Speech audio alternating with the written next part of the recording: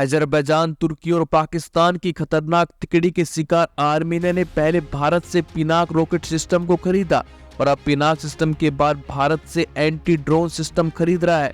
तुर्की, Armenia और भारत दोनों का ही विरोधी है। आर्मीनिया भारत से हथियार ऐसे समय पर खरीद रहा है जब सोवियत के जमानों के हथियारों को अत्याधुनिक बनाने के गुर सीखे जा रहे हैं। इस समय आर्मीनिया और अजरबैजान के बीच हालात ठीक नहीं है। दोनों देशों के हालात बदतर हैं। हाँ, इस समय आर्मेनिया और अजरबैजान के बीच शांति वार्ता चल रही है, लेकिन ये शांति वार्ता कब टूट जाए किसी को नहीं पता। दोनों देशों के बीच जंग फिर से भी शुरू हो सकती है, इसका डर लगातार बना हुआ है। इस खतरे को देखते हुए आर्मेनिया भारत से एंटी ड्रोन सिस्टम को खरीद रहा है और भारत भी जो हथियार आर्मेनिया ने खरीदे हैं उन्हें जल्द से जल्द आर्मेनिया को देना चाहता है।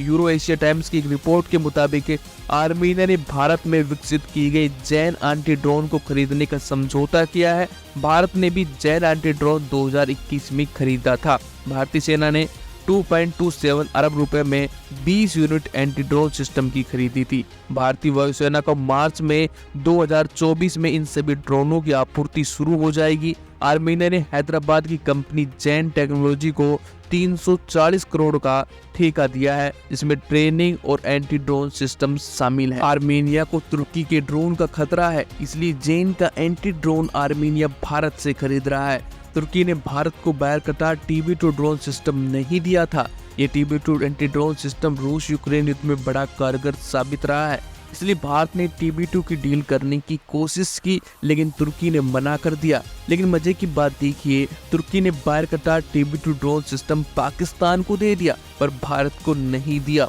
इसलिए फिर भारत को भी जैन एंटी ड्रोन सिस्टम मंगवाना पड़ा। जैन का एंटी ड्रोन सिस्टम ड्रोन की पहचान करने, वर्गीकरण और निगरानी करने में कारगर है। ये जैन एंटी ड्रोन सिस्टम दुश्मन के ड्रोन को उड़ने ही नहीं देता, उसको वहीं पर जाम कर देता है। इसमें दुश्मन का ड्रोन या तो फिर भटक जाता है या फिर वही धड़ाम से जमीन पर गिर जाता है। ये एंटी ड्रोन सिस्टम कई चरणों वाले सेंसर से लैस होता है और ड्रोन हमले के बाद व्यापक सुरक्षा मुहैया करवाता है। आर्मेनिया और अजरबैजान के बीच नरगनो कारबाखा में युद्ध में पहली बार दुनिया ने ड्रोन युद्ध की शुरुआत हुई थी। अजरबैजान के पास इस समय बायरकटार TB2 ड्रोन ने आर्मेनिया की तोपों और टैंकों के परखच्चे उड़ा दिए थे और अंततः आर्मेनिया को अजरबैजान के सामने अपनी हार स्वीकार करनी पड़ी। TB2 drone 4 laser guided missile दागने में सक्षम है और करीब 12 घंटे तक हवा में रह सकता है।